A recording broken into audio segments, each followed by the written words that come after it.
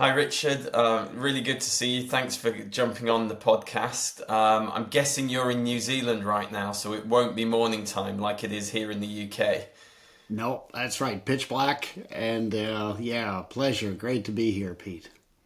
Yeah, well, thanks a lot for coming on. I want to jump straight in and really give our listeners a chance to hear about who you are and how you've got to where you are now in terms of your journey as a leader.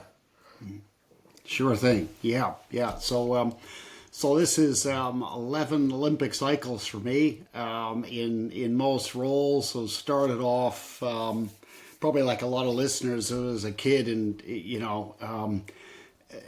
just in awe of the Olympics, the whole festival. And I remember as a little kid thinking, I want to get there.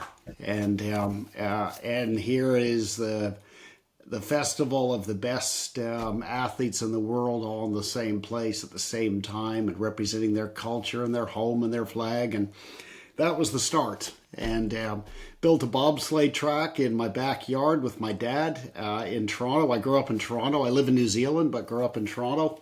I was going to say you And don't sound like a Kiwi. no, no, my kids are Kiwis, so they've got Yeah. the full Kiwi accent. We live in the south in Dunedin, and so yeah, so the journey has all been sport. I got into cycling and raced for the Canadian team, and then was in Seoul, and that was the inspiration of what high performance looks like. I started to see it around me, and then coached, and then I realized actually I don't want to waste anyone's time. I was really into technology in cycling, drilling equipment out and covering myself in liquid Teflon and filling my tires with helium and a lot of time wasters, to be honest. But I was committed to the experiment until I started coaching. And I realized I could be wasting a whole career because typically there's only 4 years. So I started to draw people together.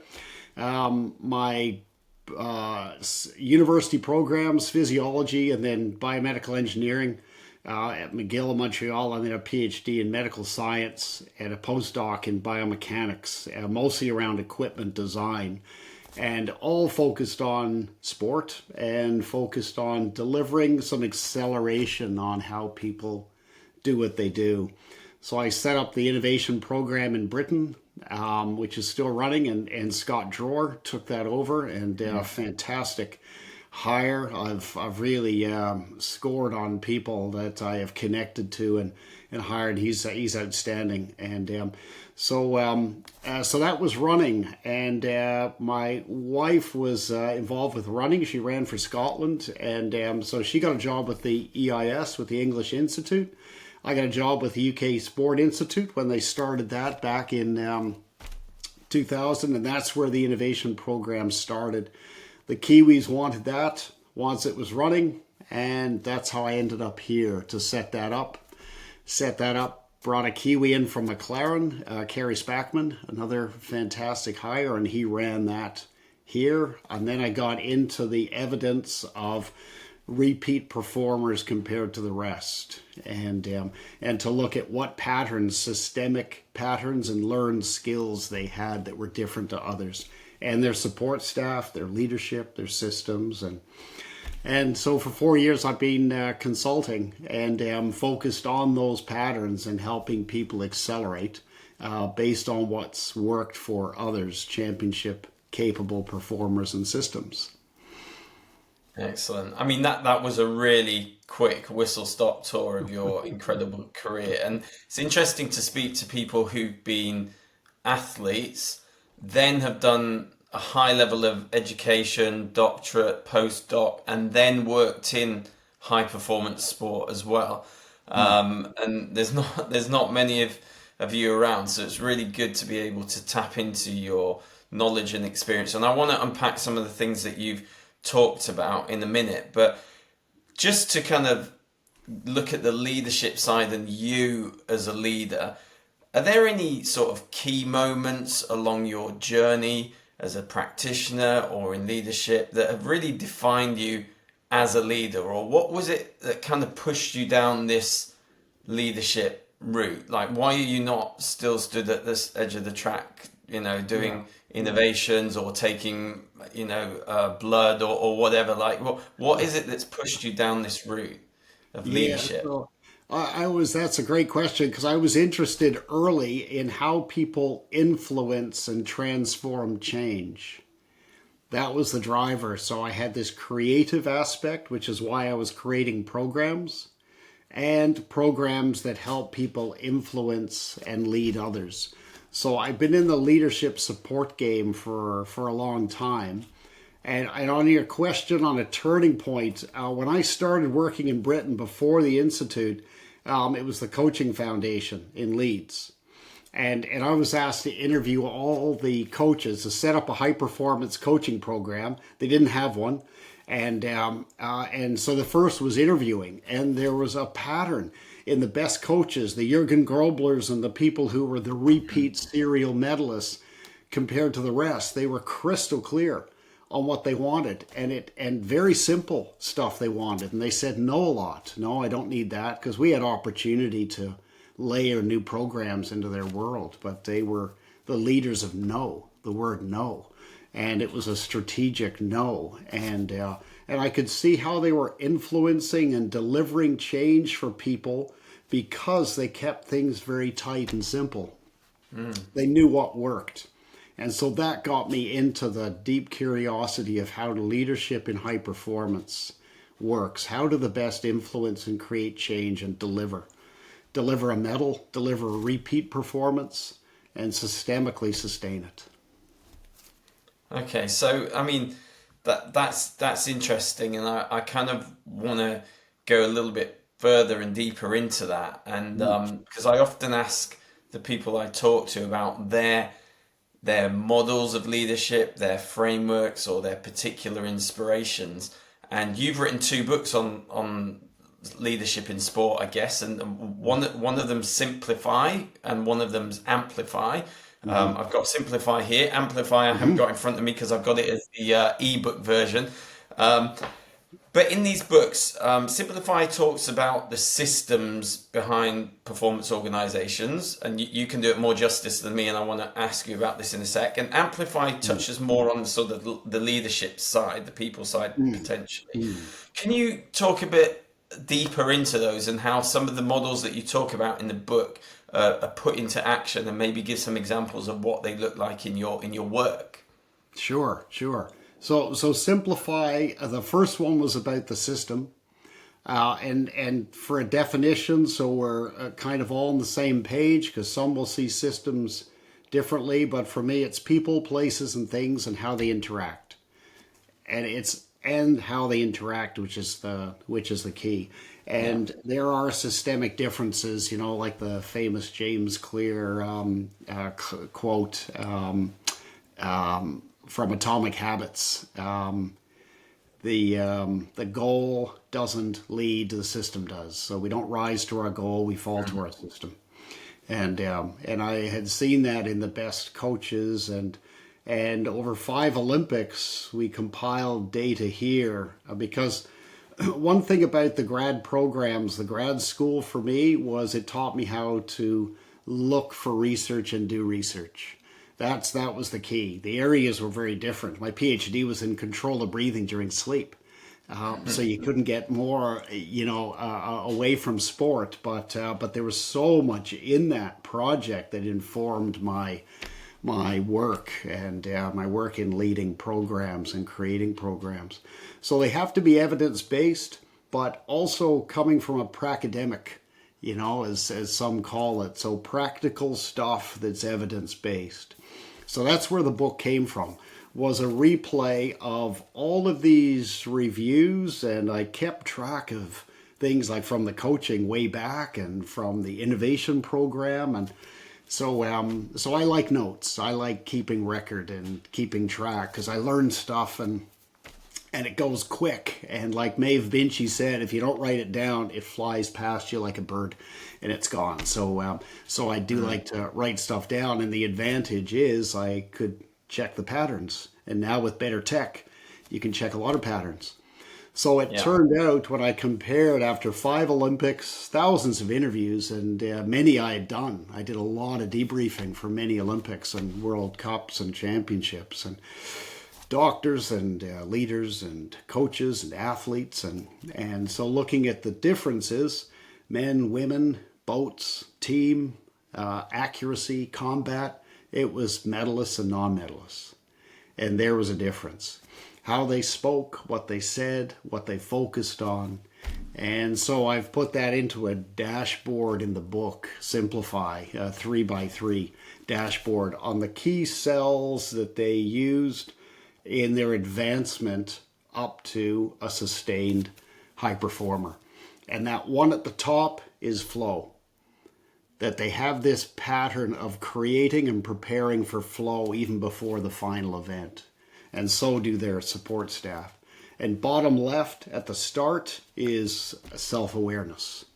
So they have a tuned self-awareness to their internal workings, their environment, and the people they're with in that moment. So it's a 3x3, and it runs through evidence, it runs through truth. They don't fudge around. They tell the truth. They know their values. They know why they're there, and what matters. They've got a routine they can repeat, and it's like coming home. One of the yachties had said that no matter where I am, my routine is coming home, and is like coming home. They've got evidence so they can prove that this is working as well. They're creators. They don't wait to study it forever. They are making it happen. And they're living in the world of flow. They've managed to prepare a routine that creates flow. And that stood out, that it wasn't psychological. That's a polish on the top, but flow is preparation. And they had mastered the art of preparation. So that's what I write about in Simplify. That's fantastic. And I really like the way you talk about people, places, and things and how they interact. Because when I started in this industry nearly 25 years ago, it was novel to have a multidisciplinary team or an interdisciplinary team. You know, if you wanted to get ahead, all you needed to do is go and employ an S&C coach, a physio, a data analyst, a psychologist, a nutritionist, and you've got more than the team next to you, because they've only got a head coach and an assistant or something, and so it was all about this kind of multidisciplinary team. And if you just had that, you're ahead. But now that's not good enough. It's got to be how they interact, how your people, your places, your things, your facilities, your systems, how it all interacts. Can you talk to me a little bit about that? Because you mentioned data. Data's a big thing for you. What have you seen about the kind of the interaction within teams? Yeah, yeah. So it turned out the repeat performers had a tight team, I call it, around them of typically three people: a coach, the athlete, and some other person that is often a numbers person. So they may not be in the data game, but they know a lot about quantitative measure and how to represent change. So typical threes. And what it turned out was big at the start, like at the start of a 4-year, 3-year cycle. So they're getting feedback. And then it starts to narrow down. And then towards the end, the final year, they're a learning team. And so if you have too many people, there's still debate, brainstorming, etc. But now we need to learn in action and get things done. So the highest quality teams were learners. And that was the interaction. The people, places, and things, learning. And just like Gladwell and Erickson, who started the 10,000 hours, and then Malcolm Gladwell made it popular. It's 10,000 iterations, really. It's not 10,000 hours, just doing stuff. It's doing the right smart stuff. And then how fast they learn was a key difference in the best teams and the best sustained performers. Interesting. No, I really like that, and I like the idea of this kind of tight team of three. And one thing I observe in teams that I go into is that often they're not very systematic about their approach. You know, they're just goal outcome driven, goal driven. There will be systems and processes in place, but when something breaks down, they'll make a big wholesale change, and it might not be the right thing. Like they'll just get rid of the head coach, or they'll just make a big decision. And how much are you finding that there's appetite for your work to actually create systems that have longevity and sustainability within the sport for a long period of time, and that can be built on? Yeah, yeah. So most sports, like, as we were talking before about your background, the sports you've worked with, and the high pressure finish in most of those sports, that it's under high pressure they need to deliver. And sport, because it's the land of transition, athletes come and go.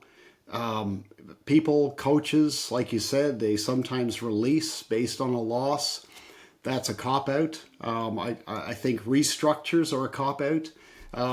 Sometimes there's due diligence and a detailed approach has been had, but typically there are blind spots prior to a restructure that just haven't been uncovered yet. The system for most of the highest performers is just a couple of degrees off. It's not 90 or 180. It's a couple of degrees. And because of their history, and like there's a history of winning. And so many examples you can find in that system, in that culture, of examples of winning from other places. New people from different countries, new athletes, new drivers from your past sport. They come in and they've got different ideas on how they win. Not always fit for purpose in the system they're in. You see that often where the new coach comes in, tries to use the system that the past coach had. We have a big example here with one of the top teams, and not given a chance. When they're given a chance, the coach is given the empowerment to run their system, uncover blind spots, and lift just a couple of degrees. It can be a game changer for many, many sports. So often in the conversations that I have, they've tried the events and the patterns. It's levels of perspective. It's called from Daniel Kim and Peter Senge. So it's like an iceberg that you've probably seen, and your listeners have probably seen many times. Above the water is management, events and patterns. Move this, shift that, fire that, hire that. Under the water is systems and values. And those are the levers that sustain change. You make one decision down there, and 5 things above the water can shift for a long time. So it's about uncovering those. And the best leaders are there. They're zoned in under the water, and the sustained performers are there naturally. Yeah, absolutely. And it's kind of what's under the water that keeps the rest afloat. And if what's under the water is broken, then the iceberg collapses and the whole thing falls apart. And so it's those kind of values and levers that keep the organization afloat. And that's where the work should go, really, shouldn't it? And just make sure that you're keeping that iceberg floating. No, that's fantastic.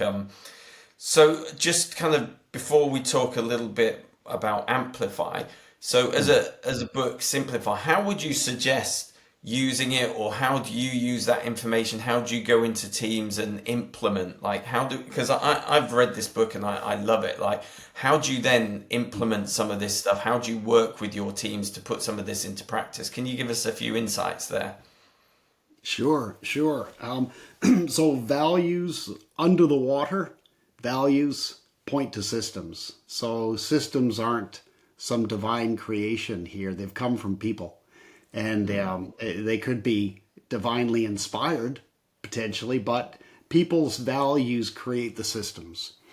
And so you get certain organizations and certain teams, and you can spot where the systems come from and where potential blind spots are when you start with values.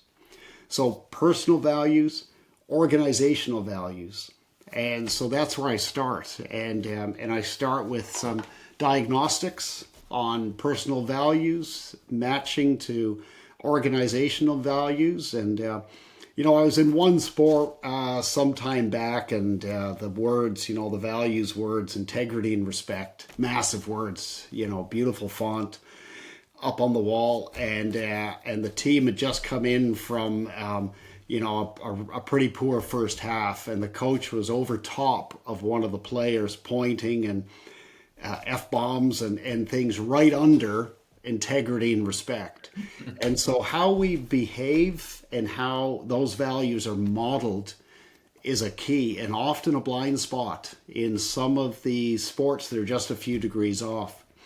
So when we start with values and make those visible to people and connect them deliberately to the organizational values, there's an alignment that happens. There's like an aha that happens. And when that occurs, blind spots start to become visible. So there's the start point. And then working through the dashboard.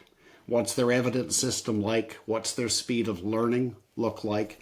So there's a diagnostic audit that's quick as well. And then we get into the context of, right, what are the main things that could shift? And where are the islands of excellence we absolutely need to protect? Because many can't articulate those either.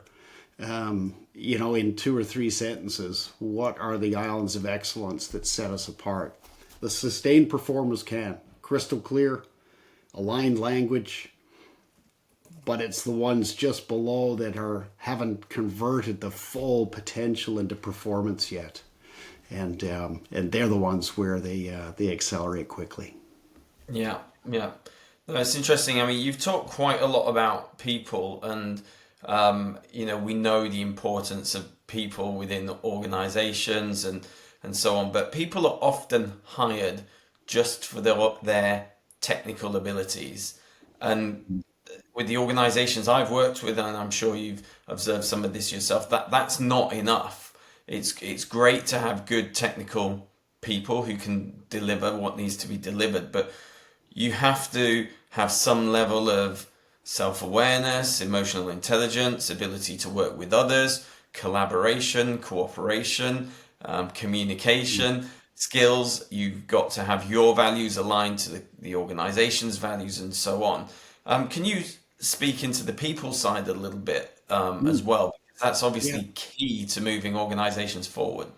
Yeah, absolutely, Pete. And that you've just listed a dashboard there of the key aspects in the people game, and for sure in a performance domain, technical tactical can stand out, and certain experts have been promoted. You see that in business as well, promoted because of that. But they get to a certain point, and there's a massive bottleneck just on the empathy, relational quotient. There's IQ and EQ, and then there's an RQ. And the people that have that are the leaders with influence, and they are the ones that create the transformation. That's where the high performers that sustain it, because winning once isn't not to downplay the medal, the victory, the world record, but to do it once is very different to repeating it. And the ones that repeat it, suddenly they realize actually what worked before might not work again. This isn't just about doing what we did. It's a different place. We got different people. We have to shift the dial. And the people, suddenly those bottlenecks appear. And like you said, it's a people game. High performance is just at the fundamental level communication. That's the main thing. Not technical tactical. That's a given. There's a whole lot of great running, great passing, great everything, but the people and how they communicate make it happen. So the leadership is the highest influencer of role modeling. That part to unlock and unleash a high performing team.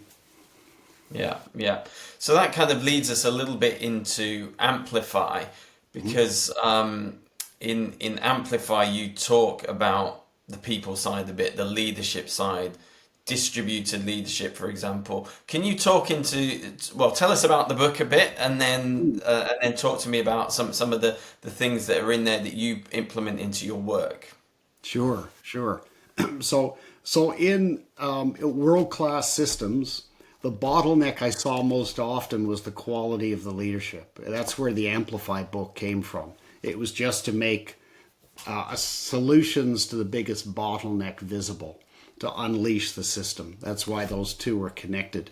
So the bottleneck wasn't in titles of leaders. Sometimes there are outstanding leaders, but a lot of people looking over their shoulder, waiting for the command, and so it was the quality and speed of the distributed leadership across the team and organization, because they need to lead from the front, and it isn't all about strategy and 4 year vision. Like, if the ball comes to me, do I go left or right? Everything is a leadership decision. And the more empowered they are, more often, the better that translates to the game, the event, the pitch. So that's where the book came from, was examples of what world-class distributed leadership looks like and how you do it. And so there were four areas. A leader and learner were top. Like, to be a distributed leader, you need to be not only leading, but learning as well and contributing. So there was a big contribution to the best leaders, that they weren't islands. They were connected, engaged, and they operated more like a team captain than a team leader. And like, the captain, listens, they represent, they get in on the hard stuff, they support, they celebrate, and those are high quality distributed leaders in the game. And they also create an environment. It turned out a triangle was the most evident in areas where they had high caliber, consistent distributed leadership. They were simple, they were aligned, and they were well. So there was healthy energy, healthy connection between people. They were aligned, they knew what to do. They didn't just agree, they were convicted to what they were doing and where they were going and how they were doing it. And it was simple. They could talk about it easily. It was less stress. It wasn't clutter. So much stuff was getting added. But with distributed leadership, everybody has a connection. It's like the assembly line at Toyota. Anyone can hit the button that stops it. Anyone. And they were the first to implement that. Before, it was, keep this thing moving. There's a value. And so it's win at all costs. Win, period. There's a value. But the people may be more collaborative, empowerment, those values. So in distributed leadership, they deliberately keep it simple. There's an alignment that's very clear. How people speak, the language they use, the behaviors, how they hold each other to account, and that they're energized. They're not dragging their heels and exhausted. Support staff go into an Olympics or a World Cup peaked, just like the players, and that doesn't often happen in the sports and organizations that win once. It's sometimes all hands on deck for 20-hour days, and then the event hasn't even happened yet, and they've got nothing left. So the energy in the room, how people are welcomed. I always notice that when I'm in there for the first time, just checking, how are you welcomed? And when they cut, deselect, how are we exited? Everyone's paying attention. On the debriefs, that comes up number one, is deselection. But not the fact they didn't go, it was how it was done. And so that tells us something about the environment. So that simple, aligned, and well is the environment of distributed leadership. Yeah, yeah. And they're the two models I use. Yeah, no, that's fantastic. And I mean, I'm a great believer in distributed leadership, and I've been in situations where it's not distributed. It's kind of one person calling all the shots, and people aren't empowered. I love the way you use that word. I'm very big on empowerment, helping people thrive, work to their strengths, and reach their potential. So you empower them, release them, and allow them to thrive. So I'm big on that. But in this situation where you don't, like, how do you go about creating distributed leadership if you're in an organization that really needs a bit of a reset and is open and willing? What does it look like? Yeah, yeah. So there are some fundamental components at the start. So if there's no strategy, campaign plan, high performance plan, every behavior looks good. If there's no clear values that have principles behind them, not just a word, but this is how we do the word. Um, like when the data from Olive Gandhi's writing and the mafia in court was analyzed, the number one value was family for both of them. And so the word is less relevant than the principle. So for distributed leadership, they need to know where north is. Where's the compass going? They need to see the behavior role modeled around them. And that EQ and RQ, relational quotient, emotional quotient, those are a key. And some come in from different backgrounds and different challenges. Everyone has different life experience, but we're hoping to allow people to bring in their whole color palette. Spectrum, no problem. There's great stuff that spectrum folk bring to the team, to the game. That's diversity of lived experience. And they need to know where north is. They need to see what the plan is. The program needs to be measured according to something, not just the victory at the end, but did we do what we said we were going to do? And how fast did we learn along the way? And so those are key components: speed of learning, reference point, north, and the values that we adhere to around here. Then the next stage is, right, how do we empower the group? How do we empower the team? And there's some standard ways of doing that. But if the background isn't there, the work needs to start there. And often there are things in a drawer that just haven't been pulled out for ages. They haven't been revisited.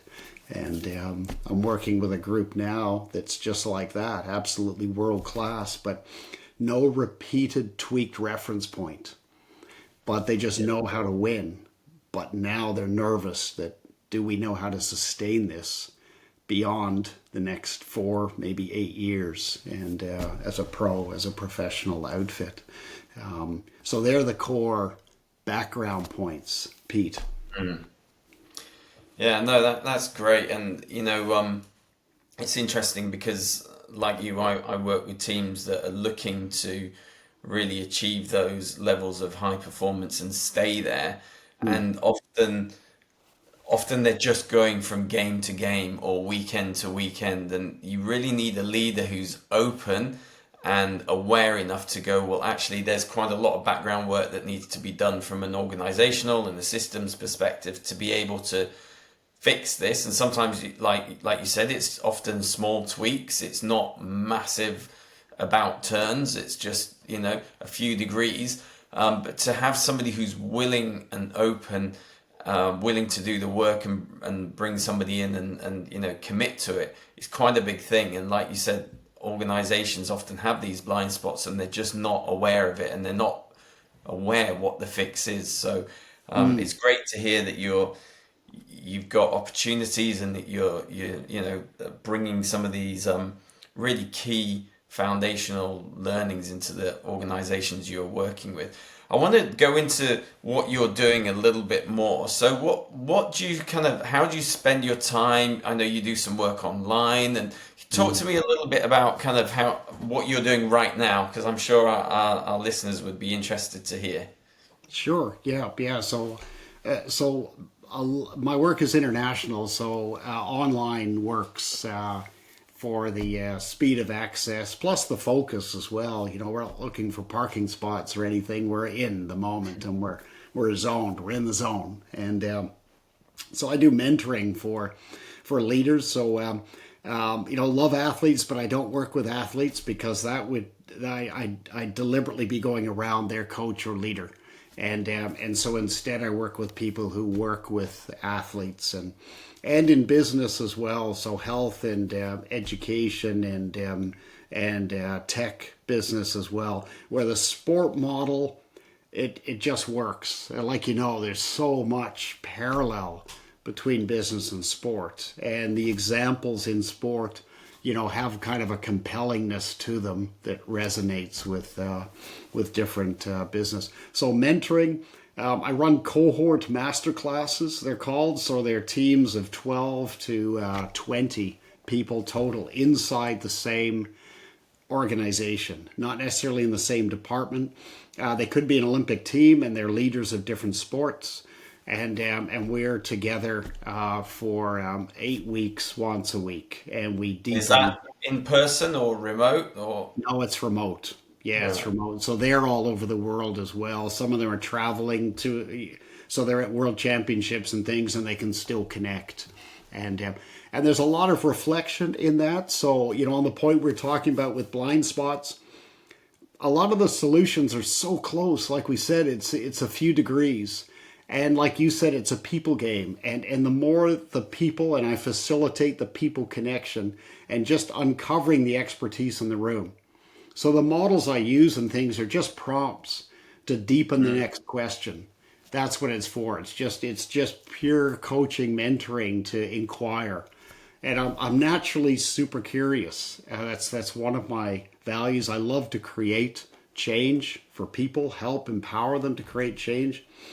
And the work I do, the people I work with have a transformative approach and a transformative compass. True North is not just a little tweak and a little polish here. And there's transformation they're looking for.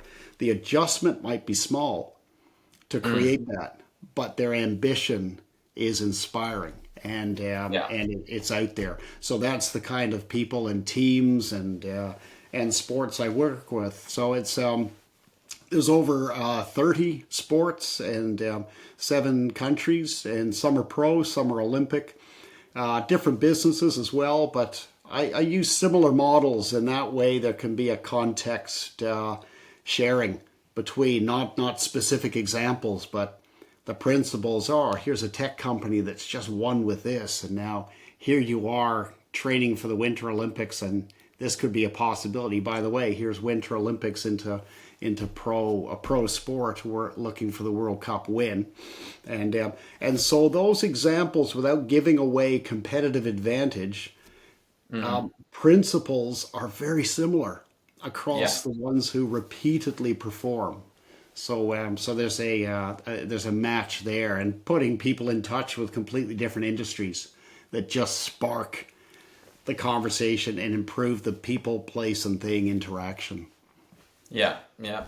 No, I mean you're right. The principles across sports are really similar, and so there is this ability to share ideas because, especially, if you take somebody from the NFL and somebody from rugby union and somebody from professional football, principles can be the same, but there's no kind of competition, and so sharing of ideas is really helpful. And so it's good that you have, kind of opportunities for people to kind of share ideas and for you to glean from other areas and see that actually there's common threads through all these different sports. I Yeah. really like what you said about your mentoring and masterclasses because one thing I've observed and I've talked about quite a lot is that it's all well and good for leaders to gain information. So listening to this podcast, for example, doing a course on leadership, and I even have a course on leadership that I sell online, or doing a qualification. That's all well and good, but I don't think it's enough. I think the real change happens through mentoring, peer-to-peer learning, like in masterclasses and this kind of thing, because you've got some hand holding going on, you've got somebody walking the journey with you.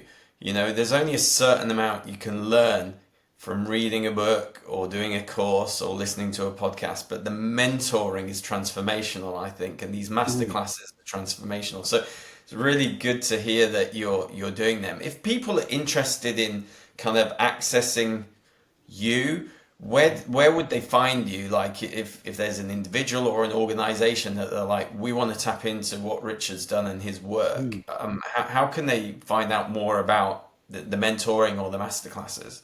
Yeah. So I have a website with all that information on and contact details, and I write about this each Friday. So there's a newsletter that's short and sweet on these kind of insights we're talking about together. And so the website, there's two that go to the same place, richardnyoung.com or simplify number two perform, simplify2perform.com, and all the information's there. I have different white papers on one on evidence, one on called 5,000 hours, which is kind of play on the 10,000 hours. If you've got the right system, you can accelerate, you can shorten the time, and because you speed up the iterations, and another on breakthrough and what kind of an environment, which was the pre synopsis to the book, simplify, align, simple, aligned, and well.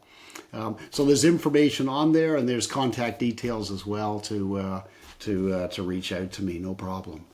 Great. Well, I'll make sure we put those in the show notes so that people can find the links to those websites and go and look you up, see some of the other stuff that you've written. So you've written quite a lot. Like there's these white papers, there's your two books. Have you got a third book that you're working on? I mean, you don't have to say what it is, or are you like a prolific writer, or what's coming next? No, I got into the first book. Pete was probably that just released the tap, is what I'd say. So I was connecting thinking, because you know what it's like when you're in the game a long time and then you put some thinking together and you realize, hey, actually that merges and that links, and then connecting it to research, and here's a gap. I never noticed the gap I could fill. And so it was hugely advantageous to do that, and plus putting it out there so people can do something with it. And so yeah, the third book is around the environment, the team, and the culture. And so that's the coming together point. And so the structure of that is coming into shape. And but I was inspired by my wife. She was a writer, and she wrote award-winning books, and that got us started, because she didn't start as a writer. Like I said, she was with the EIS, athlete advisor, and from her sport background, then got into teaching, and then had these books that she just needed to release, and they're outstanding, and fiction, high drama books, and my kids are like that. So they're writers. Two of them are writers, and two of them are engineers and creators. So so we've got a house where creation keeps happening, and books for me is a way to create. That's great that you've been able to take that inspiration from your wife and that it had such an impact on the kids as well, and that you guys can carry that forward. So that's really cool. Yeah. What a couple of things about you, if you don't mind. Like, what do you like to do in your free time? Do you still ride your bike, or did you put that to bed back in the day after the Olympics, or like what do you do in your free time? Yeah, so mountain biking. We live in the south, and we're pretty close to the mountains. We're 100 meters from the sea, which is good for now, maybe not 20 years from now, but and there's great surfing. We're more a kind of boogie board folk. We never really got into the surf, but yeah, stuff on the beach, hiking. We love tramping and hiking here. We have a motorhome, so we twiddle around New Zealand together and look, and there's some fantastic spots, and you just pull the handbrake and camp and do a hike. And mountain biking, the trails are outstanding here as well. And my kids are runners and into different sports, so they've just started exploring, the ultra, backyard ultra, and they're not at the, full tilt ultra, but just exploring a few things. So I join them with that. That's very cool. Yeah. And is there anything that you'd like to do either professionally or personally that you haven't done yet? Like, have you got your eye on something that, oh, I really want to work in this sport because that's one out of the 50 sports I work with that I have, that I want to work with, or, I want to climb this mountain, or I want to visit this country or this town. Is there something you want to do that you haven't done yet? I'm sure there's loads. Um, So I am fascinated with the highest end of performance, and not to live there permanently, but just to connect in with it. So all aspects that are either right on the cusp of getting there or they're there. So certain pro sports are fascinating. Driving, like your background, is fascinating. Most of my work has been Olympic or pro, and but mostly in the competitive sport area. But the performance sport, dance, circus, aspects like that, where the connections can be made across different domains, is what I'm fascinated in. So yeah, so I'm always open. I don't necessarily have a direct plan. You know, my like I said about the compass, I know where it's heading, but I don't know exactly what map I'm going to follow here. So I like to go with the flow. Things happen, and sure, that sounds like it matches my values, and I can see alignment. It looks like a transformation potential here. So sure, let's go. It's like Good that. stuff. I mean, this has been fascinating. I've really enjoyed talking to you. I'm looking forward to kind of going a bit deeper into your books. But just to kind of finish up and wrap up, have you got any advice for our listeners who are really kind of exploring their leadership journey? So they might be kind of heads of department and they're looking to move up and into a performance director role, or maybe they're a practitioner and they're looking to be a leader of their department. Somebody who's on a leadership journey. Have you got any sort of closing thoughts, bits of advice on how they can really work on themselves, and maybe a few tips on what they can do to really enhance their leadership journey? Yeah, yeah. So the best examples out there are people doing what you'd like to be doing. And the connection, and often the mentoring that you raised before, often it's stepping into someone else's domain and mirroring them, asking these kind of deep inquiry questions, doing some research on what others do that's in the strategy domain. Often weakness in new leaders is their speed of learning, and so being a reader and an observer to how other people are operating is gold. And it isn't all about me. When I think back, when things started, and coming as an athlete, athletes, they have to be about me. It has to. You can't move forward. Sure, you're with a team and you're looking out, but you've got to train, you've got to commit, you've got to get up, you've got to do the discipline. And then it shifts and it's outward when it's influence time. When it's lead, there's a self-awareness that needs to step up a whole new level, because you don't come perfect, and you don't come with a perfect background, and you don't come with perfect response to every situation, but you're self-aware enough to shift the dial. So having someone you can talk to and let your guard down is important. The best coaches have a mentor. All of them had a mentor. And because when you're coaching, when you're a lead, there's a certain mana, there's a certain way you have a role. You got to play. You've got to play the role, but you need a place that you can put your guard down. So for new leaders, it's probably setting up the long term now. Running out of time at the beginning rather than the end. I say so. So what did they do at the end? Which is why I take this data and give it to new people, because that's the advantage. You can polish at the end, but the new people, man, they can shift the dial. So I would look to where you want to be. Talk to people like that. Check your learning and your speed of learning, and be completely honest with somebody about your level of self-awareness, because there could be some gaps in there that'll just shift the dial for you right now, and that Yeah. sets you up as a leader. Yeah, that's fantastic advice. I mean, I've really found those elements helpful in my own journey, looking at other people and trying to mirror them or learn from them. Especially like I've learned so much off people I don't even know and have never even spoken to, Hmm. just by observing and gleaning. off them if you like. And then I like what you said about speed of learning, and you've mentioned that a number of times in this call already. And it's something that I've definitely taken away from this. It's so important. And clearly, you read quite broad as well as deep, because you even quoted Maeve Binchy, which my wife will be very pleased about. So, I mean, just another quick question. Do you read pretty broad? It sounds like it. Yeah, yeah, yeah.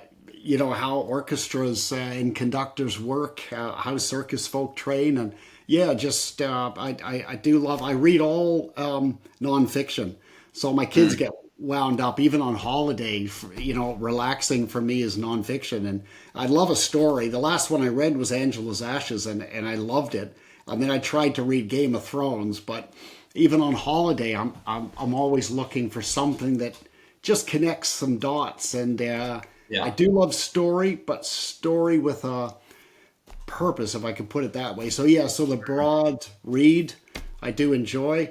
You know, we haven't chatted about AI, but like for speed of learning, that's important. That stuff's not going anywhere, and novices struggle with AI because it looks like it has the answer, but the assumption is no, it doesn't.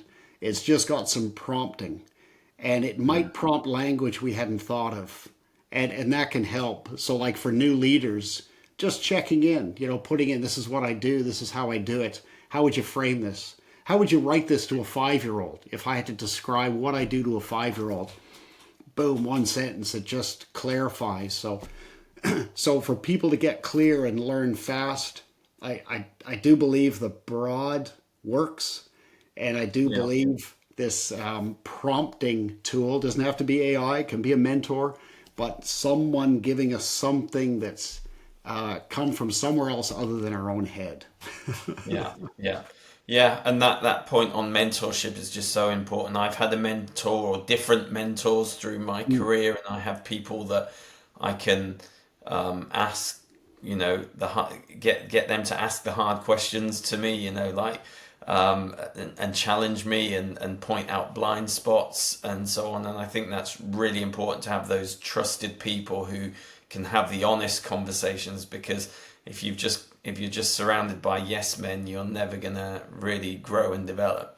So yeah, no, yeah. it's great that you've pointed that out too. And it Well, makes look, you a good mentor as well. Like your mentors sure. need to be congratulated because you know the impact you've had is top shelf. And you do credit. You talk a lot about mentoring, and that's the value. You know what we deliver.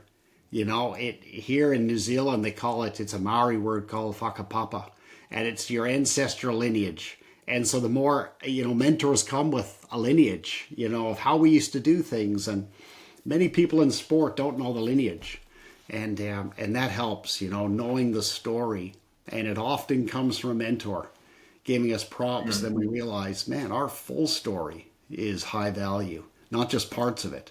All our lived experience adds up into our impact in whatever we do. Everything that happens to us is a learning moment, whether we like it or not. What a great place to finish. I think that's fantastic. Knowing your story, mentors come with a lineage. I just think great message. There's some fantastic one-liners in this that I need to go back and re-listen to and write down.